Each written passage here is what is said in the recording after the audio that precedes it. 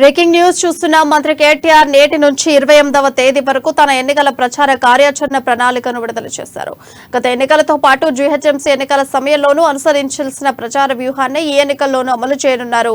ఇక ఈ 20 రోజుల్లో జీహెచ్ఎంసీ పరిధిలో 16 నియోజకవర్గాల్లో రోడ్ షోలు, మరో 14 నియోజకవర్గాల్లో రోడ్ షోలతో పాటు బహిరంగ సభలు నిర్వహించనున్నారు. వీటితో పాటు హైదరాబాద్ సహా పలు నియోజకవర్గాల్లోని వివిధ వర్గాలతో సమావేశమవుతారు.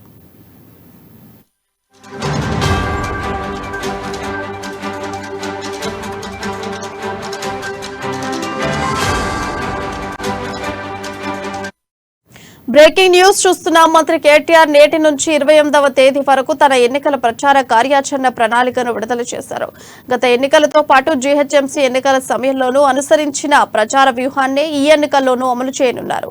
20 రోజుల్లో జీహెచ్ఎంసీ పరిధిలో 16 నియోజకవర్గాల్లో రోడ్ షోలు, మరో 14 నియోజకవర్గాల్లో రోడ్ షోలతో పాటు బహిరంగ సభలు నిర్వహించనున్నారు. వీటితో పాటు హైదరాబాద్ సహా పలు నియోజకవర్గాల్లోని వివిధ వర్గాలతో సమావేశమవుతారు.